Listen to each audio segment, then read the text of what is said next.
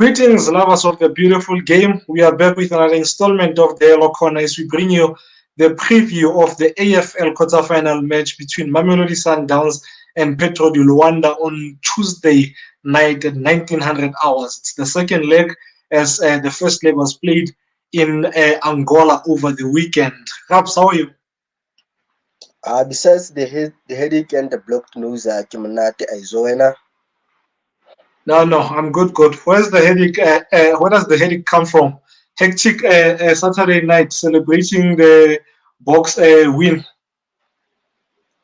I no man, I think it is the change of the season, man. So usually around this time I'll get a flu, but eventually it will go away. Plus, when you've always been plastic ya moto wena nje, you're always sick nje from bunyani mbahawu nje. But yeah, perhaps before we get into the preview here this match, ne, I want to give credit somewhere, ne, because I think as much as we criticize when the same people that we criticize do in Photoshop, we need to give credit. Ne.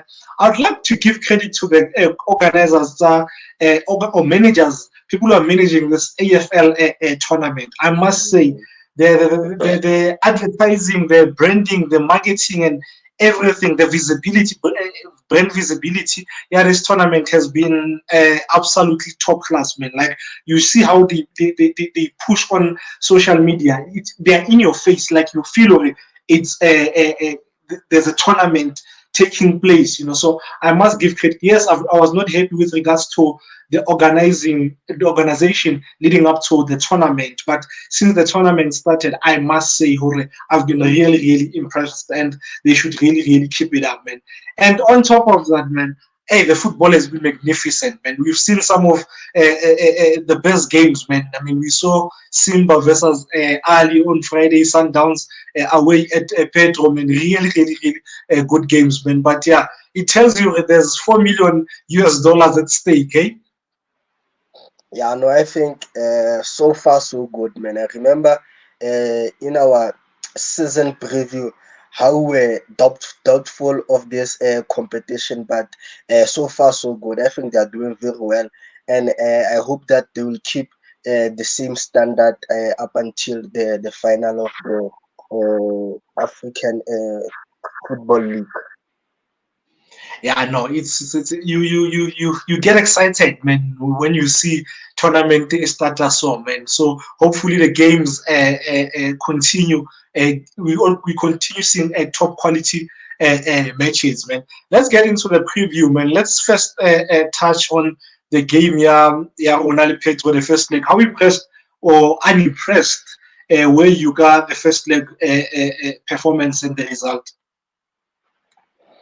I think first half, I think we didn't start very well, and I think Petro looked good, and also they created better chances compared to us. But I think Ronwen saved us in the first half because of he made a crucial save. And also he saved the penalty, so he kept us in the game. So first half we had to come back as a better team, and I'm happy that Coach Rulani managed to spot the problem in the first half, and second half he came on as a different team, and you saw there was a change of shape as well, and that was able to make us play better and create goal scoring opportunities and score two goals, which is very good and gives us an advantage. And also I'm happy about the guys who came from the sub, and they kept to the same standard of the game, and I think it happened also against Chess Galaxy when we were one man down, and the guys who came on as subs, I think they helped us, and we managed to go to the penalties. And also in this game against Petro, I think they did the same. So I think I have to give them credit because of in the past we have been complaining about our subs not maintaining the same standard, or our standard of the game dropping a little bit when we introduce new guys from the bench. So I'm happy that they played better, and Le Maseko scored a goal from the bench. I think it will give him confidence going into the game because of Coco X. We are starting to be doubtful and we're starting to criticize him, but I think this goal it will be very important for him as an individual. Absolutely, absolutely, man. I can never get used to Twitter being called X, man. You know, if you've said X twice in the last couple of previews, and it took me a while to remember to register you talking about Twitter, man.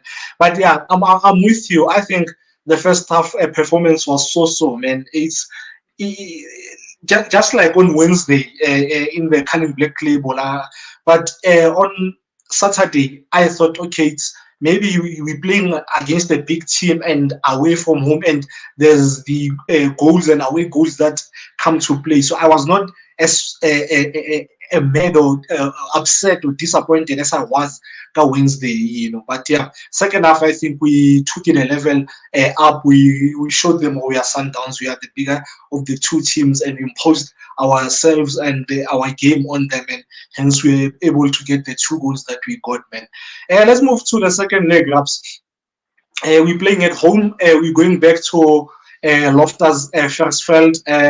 How big a plus is that for you? Or we'll now be playing at Loftus, because for now it's a huge plus when you take into consideration a majority of our games in the last few home games we've played them at Loftus. So we know all the corners that Loftus, man. Re tlamme ka mo re tlammeng ra tseba re tlamme ka Loftus, man. But on top of that, the pitch has been relayed, and by the sound of things, it's going to be one of the best pitches around. And we know because we are a possession-based team, we use the floor, the ground more, you know, and the ball, how the ball travels plays a lot in how we play, you know. So I think going back to Loftus and going back to an absolutely stunning pitch will be a huge plus for us, not just for this game, but for games after that as well.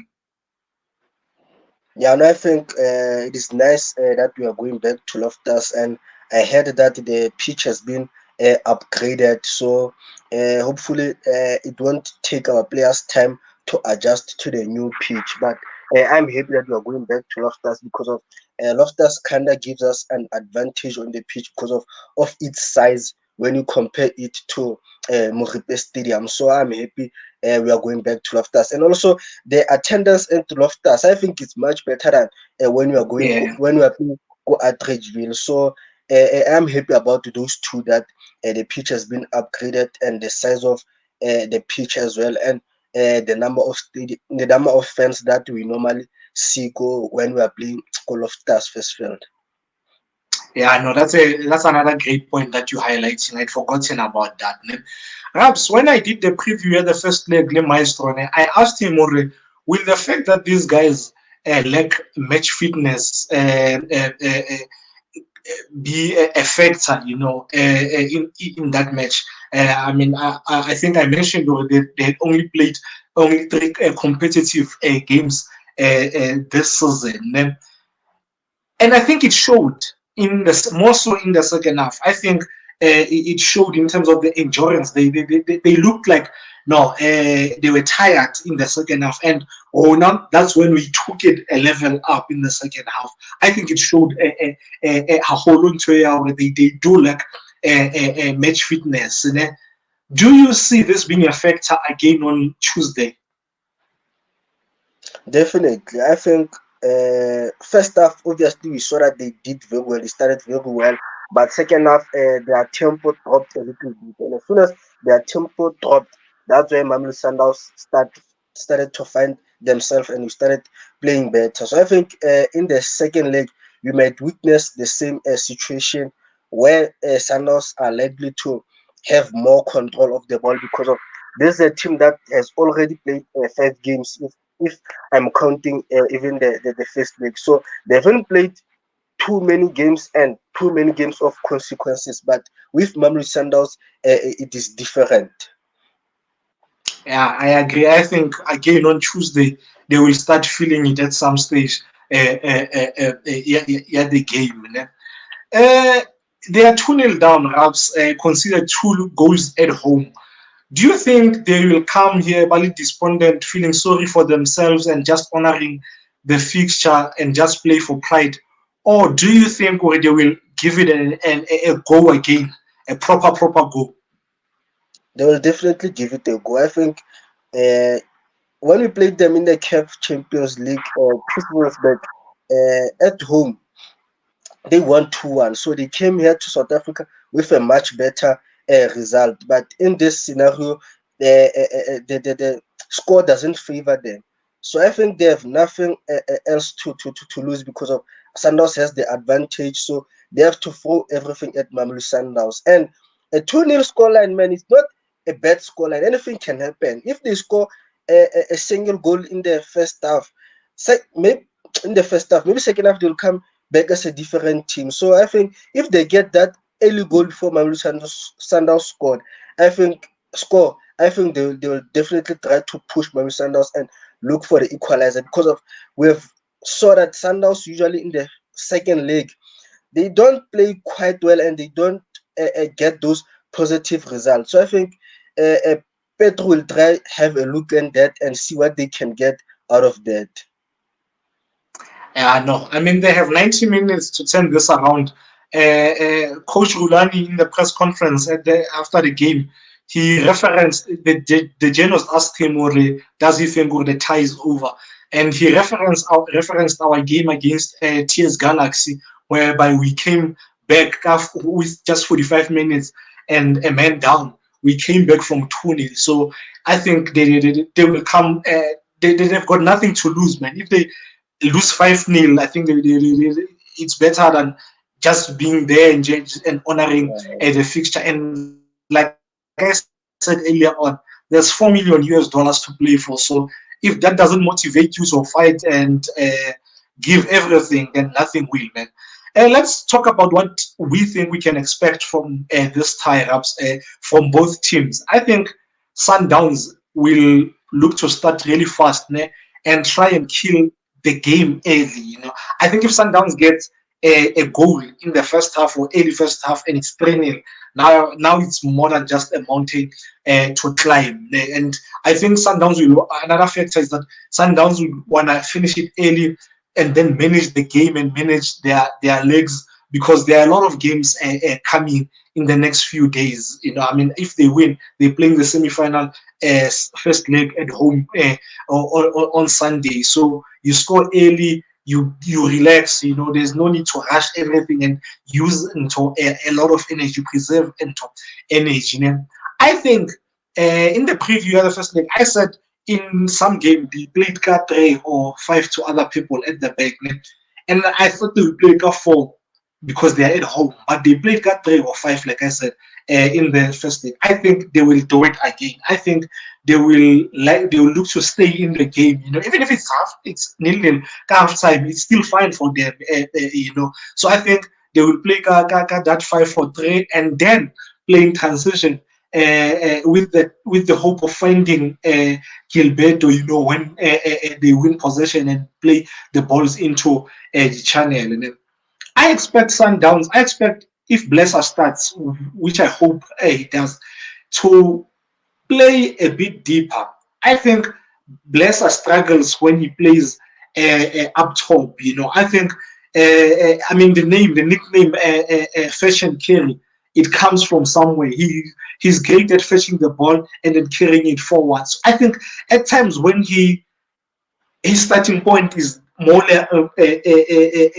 around the danger zone, around the zone 14 near the opponents and the opponents, he struggles a bit, So I'm not saying he had a bad game or anything like that, but I think you get more from Blesser with him starting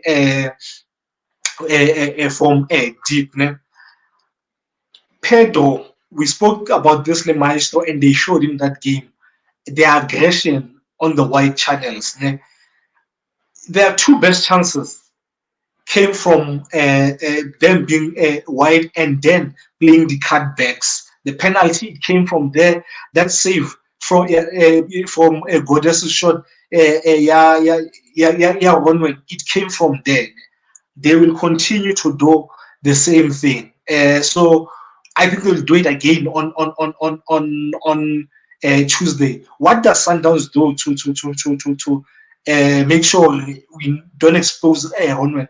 I think we need to be the players, the centre backs who are in the 18. They need to be tighter on the guys who are in the 18 and the midfielders they need to track the runs that the midfielders that Pedro who are coming into the 18 area. So because they really use width. And then I think we need to take away their strength. What's their strength? It's width. Force them to come inside. Force them to play inside and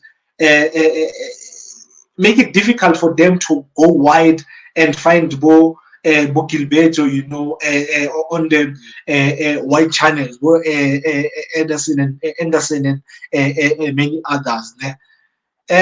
One more thing, I want us to use the overloads a lot in this game. In the second half, we started using the overloads and isolating them. You saw what the overloads did. That first goal, Pinto, he got dragged out of possession, he got lost, and the ball was played behind. So I think if we continue using the overloads in that area around their box, they can work for us more so because we don't play a focal point since both our strikers are out. Your thoughts? I think for us, first of all, it will be important to have control of the game. I think we need to dictate the tempo and the pace of the game. If we want to raise it up, we do so. If we want to drop it, we do so. So that we manage the game better and we create chances from our control of the game. I think Pedro, as much as you highlighted that their strength come from the width, more especially on the right, I think they need to vary their game because of sometimes they become too predictable. And in the first leg, second half, we saw that Mudiba played slightly on the left, helping AB, and there were no crosses coming in the second half because of we had quite good numbers on the left, and we stopped them playing crosses, and they failed to create chances from central because of they relied too much on the wave, and they're a team that plays with out and out wingers who look to utilize the space behind the fullbacks. And I believe that if they don't have the ball, their wingers need to invert and try to help the two-man midfield because of at times those guys who are playing as midfielders sometimes they get outnumbered because of they don't have the help of a number 10 dropping to help them or the wingers inverting to help them. So Mamisanos at time will overload that space and outnumber them so that they have a numerical advantage and create chances from the central of midfield. And for us as Mamelodi Sundowns, we played with a false number 9, as one would say, but I expect our midfielders to make those unexpected boss entries. Look at the run that Allende made. That's what you want to see if you don't play with a focal number 9 because of there's no one who plays between the defenders. So that means your midfielders do to push a little bit higher and make those entries that might give them goal scoring opportunities. And also, we need to be more mobile so that the center backs of Pedro they find it difficult to man mark our players because of once we have that mobility, it becomes difficult for them at the back to drag our movement and also to man mark us. And also the mobility will give us an advantage of fat man runs. You look at the goal that we scored, how Blesser passed it to Mendieta and Lende made that run from deep and eventually was found on the box. So that's what you want to see from our midfielders and our attackers. And as much as we place a false nine, we need to show a great anticipation around the box. I think there are a moment where I think Mudau played a cross and no one tried to attack that ball. So I think Bomendieta and Zwan need to anticipate those crosses and react quickly so that they get to the ball first. And for Pedro, they need to manage the space between the defense and their goalkeeper better. Sometimes that space looks very huge, and Sundowns by bringing Maseko, I think it went to advantage because of we played that ball behind their defense, and it was difficult for them to minimize the gap. And also, when their goalkeeper came out, he was already late. So I think if they are going to play a highline, that means your goalkeeper needs to be a sweeper and needs to be active and read the game better. Absolutely, absolutely, Raps. Give me your lineup. Yeah, Ronia Sundowns. I think I'll start the guys that started the first league. Oh, okay, okay. I'll make I think two changes. Ne? I'll start a majority of these guys. Ne? I'll just make a few changes, not because the guys played bad or anything, but just in to give them a rest, like just to rotate, because I think we have a good chance of making the final and the semi final. And yeah, they've been playing quite a lot of games recently. Those guys. I'll start Williams and Mudau, Kekana, Mvala, and AB. That's the back five that started. Out rest Tebza and start Riva, and then I'll have Allende and Blesser and Mudiba, Sereno and Mendieta. I'll rest Shika for this one. Nothing to do with form or anything, just rest. I thought Mawere was absolutely brilliant, man.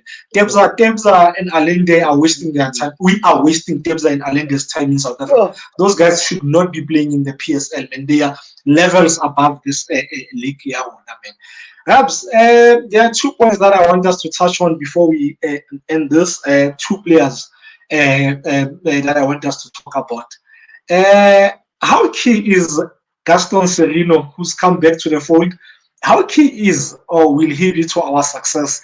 Whatever success we acquire this season, how key will Gaston be? I think it will be very important. And look at his profile and the same liaison. There are a lot of similarities in their game. So if you rest Zwan or Zwan is not available, and when you have a guy like Sirim, that means you almost have the same player, but because of their profile, they are almost the same. So he gives us that advantage, and also for big games, he's a guy to go to. He has delivered previously in the big game, and he comes on as a different player. Like his attitude is very different. You look how he was introduced in the second half against TS Galaxy and the impact that he made, and also against Petro that assist. So I think going forward, I think it will be very, very important to us. Absolutely, man. I have said, Jorge, I'm sick and tired of Gaston, and I wanted him out of the club. And I didn't even have my reasons. The reasons were there for everyone. His behavior, he's the one who had asked the team Jorge, he wants to leave. Ne? But I can never take away the quality and Toya Gaston. Gaston is an absolutely amazing player. He's a proper talent. When his head is in the right space, is straight, he will deliver for you. And Obi posted a tweet on Saturday, then think something along the lines of Gaston is a GA, goals and assist player. There's no one who's like Gaston when it comes to that. And I absolutely agree with you. Gaston will give you goals and assists, and to win, you need that, And it's not with him. It's not just that he gives statistics only. Later eye test, he will give that for you into Gaston. So I really hope his head, man, is in the right space for the rest of the season. He will help us, man, to achieve our goals, man. Another player that I want us to talk about and ask you a question: could Thapelo Maseko be better suited up top as a striker? Because I think, to a certain extent, I think so. I'm not saying he should not play on the white channel, but we saw yesterday with how he scored that goal. I think maybe sometimes what Thapelo, the players that just once they get behind defense and they don't have to do much, actually, let me put this way: once he's direct, that's where you'll get the best of him. So sometimes when he's wide, he needs to do a lot, take on the players, and he does. Sometimes he does the same thing over and over again. So when he doesn't have to think much about certain things, that's where you get the best. You see the best of him. I'm not saying, well, that's where you should be permanently, né? Because he's still young. So Coach Hulani and the technical team will work on him, and eventually I think he will start seeing his best on the left channel. But I was impressed with how he peeled off and made space for himself and ran behind, for that goal. Your thoughts? I think it will depend on the setup of the opponent.